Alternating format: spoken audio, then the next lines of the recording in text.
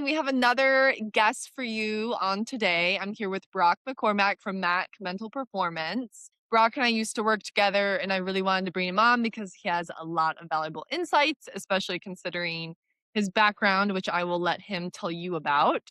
And on the show, we're all about giving simple, applicable tools and strategies to athletes. Brock played collegiate baseball. So, this episode is going to be targeting all of the baseball and softball players out there. There are a lot of unique aspects about baseball and softball compared to other sports. So, we're going to break down those unique challenges alongside some strategies for athletes to use. So, Brock, before we dive into all that, why don't you introduce yourself and tell the audience a little bit about you and your playing career and what you're doing now? Absolutely. Well, thank you for having me on, Georgia.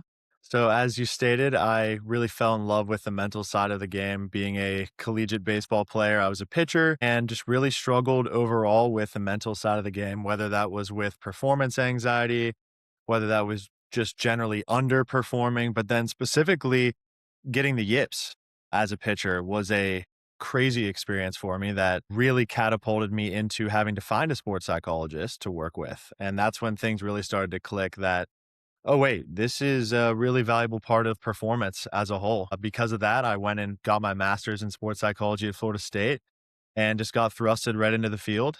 Have had the privilege to work with some awesome athletes and teams over the past several years. In baseball, softball are really where I specify, but just athletes overall, whether that's golf and yip specifically is, obviously something that hits home with me too. And yeah, excited to really just talk about the nuances of baseball and softball because like Georgia said, very, different approach in a lot of ways. So we'll get into that here. Yeah, well, let's get right into it now. So, what are some of the nuances that you notice just as a player, but also as a coach and now a mental performance coach for baseball? Yeah, I mean, I know this might apply to a lot of sports, but I just feel like in the baseball and softball world right now, one of the specific things I wanted to talk about was like sort of the travel ball environment is kind of like getting thrusted into the spotlight at a very young age in the baseball softball world right now is causing a lot of mental challenges for not only the athletes but the parents as well, not knowing how to handle these intense environments with, a lot of influence from coaches and, ooh, scouts like, oh, come play for this team. And really the reason why I want to bring that up is because it forces athletes to kind of play the game for reasons that aren't for themselves. Right? That's kind of the most common thing that I've noticed is athletes are no longer playing for their love for the game, but they're now playing to impress coach so they can try to get more playing time, right? They're trying to impress their parents because, well, my parents are spending all this money and all this time to take me to all these crazy tournaments. I feel like I have to pay them back for investing into me, or I have to impress coaches, or, I got to impress other people because it's going to get posted on Instagram. And I have to get a cool clip for Instagram because, if I don't have a cool video of me hitting a home run, then no one's going to think I'm good and I'm not going to get recruited to play on this other team and so on and so forth. There's so much influence that takes away from playing for your love for the game. I'm curious, how do you see that come up in your experiences, Georgia? I mean, well, definitely when the travel ball is starting at the age of 10 now, and they're traveling all over the country. And the problem with that is it forces kids to specialize at such a young age, and they aren't developing other muscles. They aren't experiencing just different sports and different coaches and different teammates and environments. And I think it's so important that athletes are having some sort of fun sport that they're just playing to learn and grow, and they're doing it just because it's fun and they like it, versus like their main sport is what my athletes call it. Like, oh yeah, like flag football, that's just my fun sport, but softball is my, my real dedicated sport. But Mhm. that's such a good break for them. And again, they're seeing just different environments, and they're usually failing a lot more, which is great because they're learning how to handle failure and be humble and continue to practice that growth mindset and get better. Whereas when you just play one sport, especially starting at such a young age, it's a lot more pressure to be perfect at it, and it can be a lot more fixed. So they feel Mhm. like they have to be the best one on their team, be that star player. And then they end up getting burnt out at the age of 15. So that's what I'm seeing, the long-term effects of that. And then I think you mentioned a very important point, Brock, is with the parents. And at that age, it's supposed to be like fun and learning and growing. And now it's all pressure filled and they're like literally being recruited to all these different teams. And it's taking away the fun of it. It's all about winning. Exactly. Yeah, I Yeah. mean, really just my main call to action for athletes listening to this is, think about your why. Why do I play the game? A very simple question in some ways, but also can be very deep is why am I doing this? If I'm playing for others' approval, like my parents or coaches or teammates, then how can I play more for myself? That's something that, you can just think about a little bit is what are maybe some of the ways that I used to love the game that maybe I got away from as well?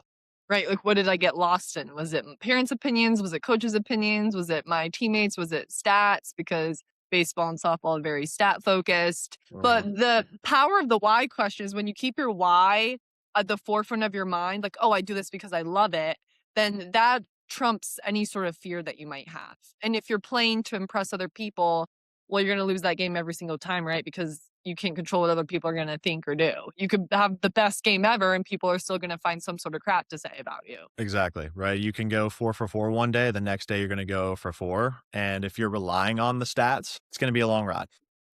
Yes. So, as a player for you, Brock, like when did stats become a big focus, especially with pitching? At what age did you see yourself like gravitating and looking at those more so? Yeah, I mean, I feel like it is a little bit more trackable now with some of the younger athletes. They have like different apps and Game Changer and ways to kind of view those stats. It can be very consuming. Now, the biggest line I would like to draw that I usually like to say is just using your statistics as data to guide your practice rather than making it become your identity. So let me kind of break that down in simple terms is most athletes think they're only as good as their batting average, right? Oh, I'm only hitting 250, but Johnny's hitting 350, so he's automatically better than me. Is that always true? No. Like in some cases, yeah, batting average tells a story. Yeah.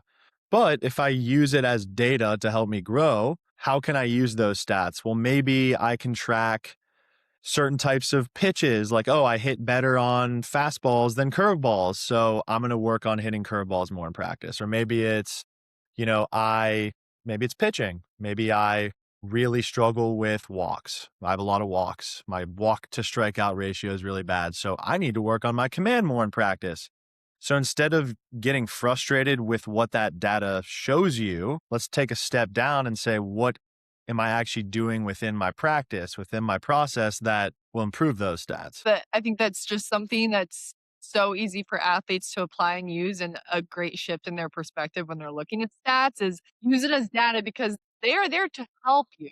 But it's not use it as a source of pressure and a source of your identity because that's not the purpose. It's there to look at, okay, what am I doing really well at? Great. If it's a nice little confidence boost, awesome. And where do I need to improve? And okay, how can I adjust my practices accordingly? And the stats are not a reflection at all, especially in baseball and softball, of how you played. I'm working with a college pitcher right now. He's being drafted, and every week we'll look at his stats. And sometimes he'll have like 5 ERAs. And I always know to not judge his performance based on that because he'll come in session and he'll be like, oh, yeah, well, like my teammates dropped 2 pop flies behind me. I mean, there's so many different environmental factors, uncontrollables that play a role in that. And so if you're letting that define you, then you're completely neglecting the resilience, how you responded to it. And that's what a lot of recruiters and college coaches like to see. Exactly. And, when you step in the batter's box, you just got to ask yourself, what do I want to be thinking about? Do I want to be thinking I have to get a hit in order to bump my batting average from Right. 260 to 84? Like, no, because now I'm not focused on the next pitch, right? So I just want to be competing, right? Competing in the moment. Like one of my favorite quotes in the sports psychology field, compete now, analyze later. Mm, So analyze later. Okay, maybe I can break down those stats after the game, during practice, with coach. During the game, like all of that goes out the window, right? It's just competing. It's me against the pitcher, or if I'm a pitcher, it's me against the batter. It's a 1v1 battle here. Doesn't matter how many hits they got yesterday. It doesn't matter how many home runs they have this season. I got to beat them right here, right now. Right. And I love that. Compete now, analyze later. I like to also say like compete, don't compare. If they're comparing maybe like their previous stats or maybe to somebody else whose stats are higher. But you Mhm. mentioned stepping into the batter's box, Brock. So let's go down that route a little bit and let's talk about how important the routines are in helping them to stay in the moment and compete now. Cause I know you've worked with a lot of pitchers, but also batters. So will you touch on that a little bit? Yeah, routines in baseball and softball are a requirement, right? It's not even an option anymore, right? It's now we need to do this because I like to use the win mentality is what's important now, right? It's super straightforward. What's important now? How can I win the next pitch? Well, I've got to let go of what happened on the last pitch first, right? So that's kind of what we call our between pitch routine. So whether you're on the mound, whether you're in the batter's box, whether you're in the field, whether you're base running, whatever it is, I need to find a way to reset very quickly, right? If especially if you're playing at a higher level and there's a pitch clock, I don't have 30 seconds to reset. There is a literal clock giving me a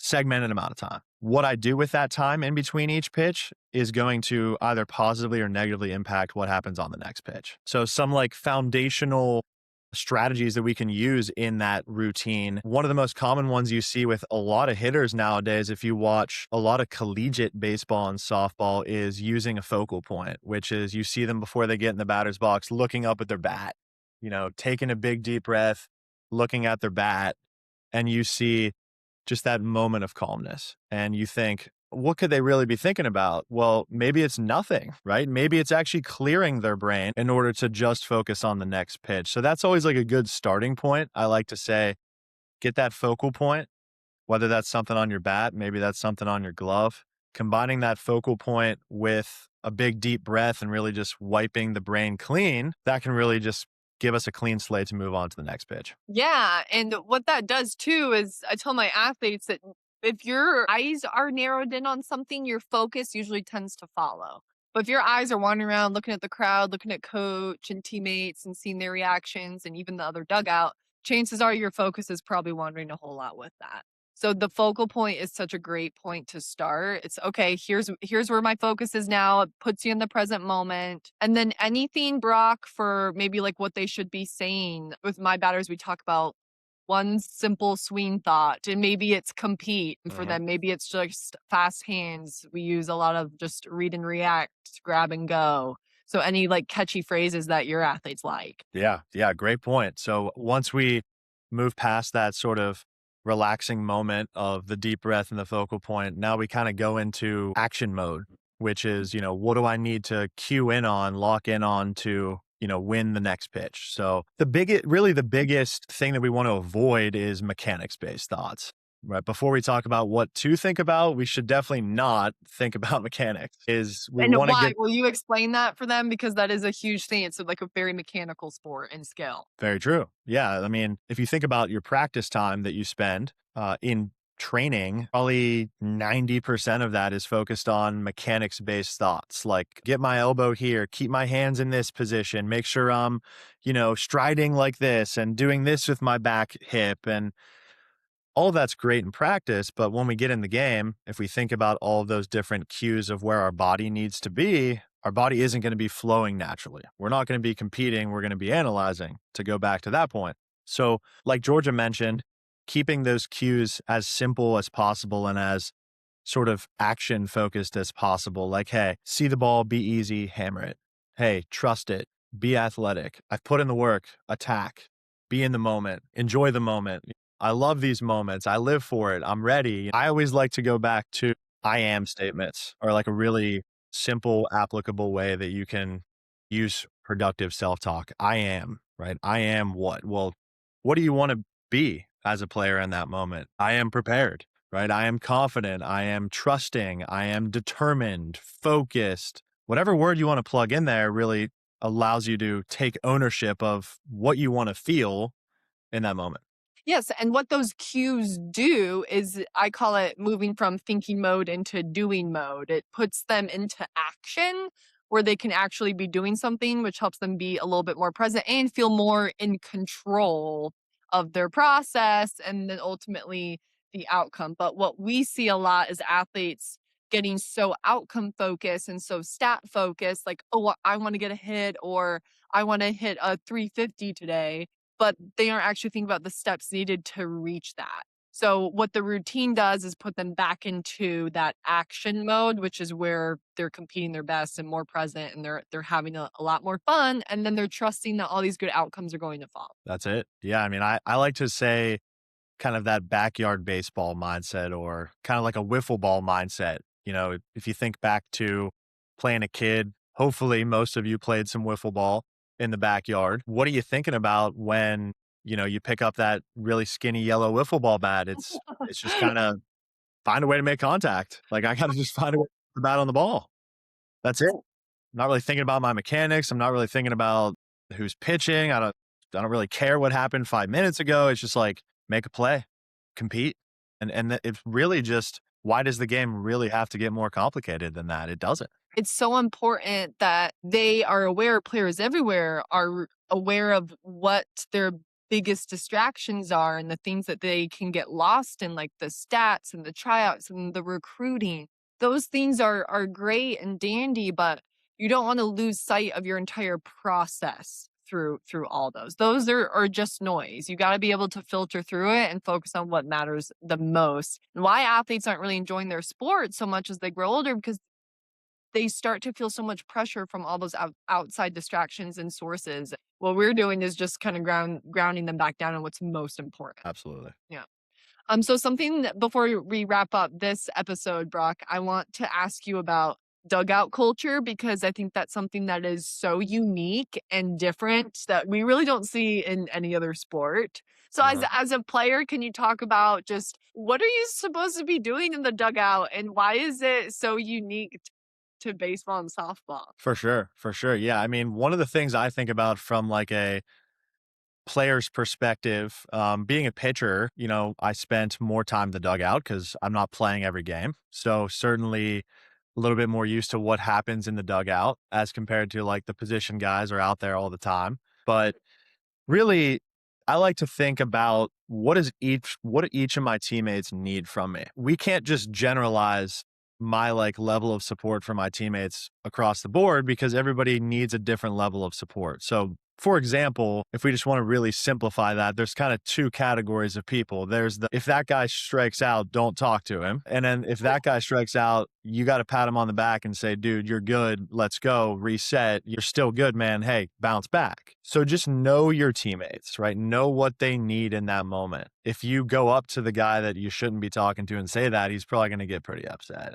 I'm speaking from firsthand experience, right? So you got to just know their personality and what they need in that moment because sometimes the best thing you can do is say nothing. A lot of the times it's nice to just have a quick moment to put your head down, reset, and then pick yourself back up. So just kind of you could even ask your teammates, "Hey, if you're ever like really struggling, like what do you want me to do to help you out?" And maybe they'll give you a little tip that you didn't even think about. So just know how to pick your teammates up and just recognize that that's different for everybody.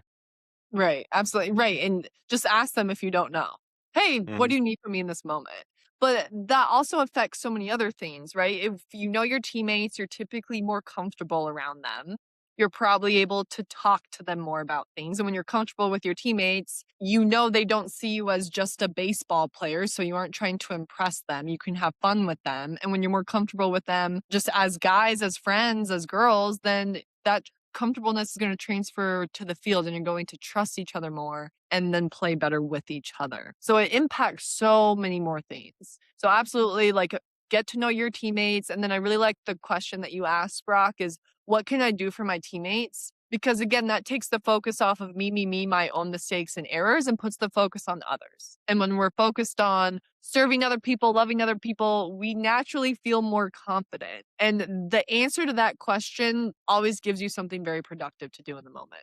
So if you're ever in doubt of what do I need to be doing or thinking in this moment, literally just ask yourself, what can I do for my teammates? And that will give you something very efficient and productive to do. Yeah, and it's like, do you wanna be picked up when you're not playing well? Like, if you're having an awful game, you probably want a little support from other people around you. Well, you're not gonna get that if you don't give them support, right? Right. It's a give and take. So, if you give them some love, they're gonna give it back when you need it too. So it's nice that that kind of works in both directions. What about dugout culture of the opposing team? They're chirping and yelling at you. Like, how did you handle that as a pitcher when you were on the mound, especially in maybe some tight games? Yeah, that's a difficult one. Sometimes it can get a little personal. They can start digging into you a little bit, and it's not that you can't really not hear it. Like you're gonna hear it. You can't just zone it out. You're gonna hear that, but am I gonna let it really enter into my process? That's the difference. Like I can hear it, but I don't want to listen to it. That's the difference that I always like to say is you can hear the chatter, but I don't want to listen to it. Don't I believe it. like to like an analogy I like to use is think about it like a video game almost. And what do I mean by that? Well, think about it as just like background noise in like a video game or like a movie or like you're watching baseball on TV. It's literally just like crowd noise. Like it just has to be there. Like it's not something that you need to really acknowledge. It's just like, okay, cool. Like that's a part of the game. That doesn't really matter because I'm just entirely locked in on my process.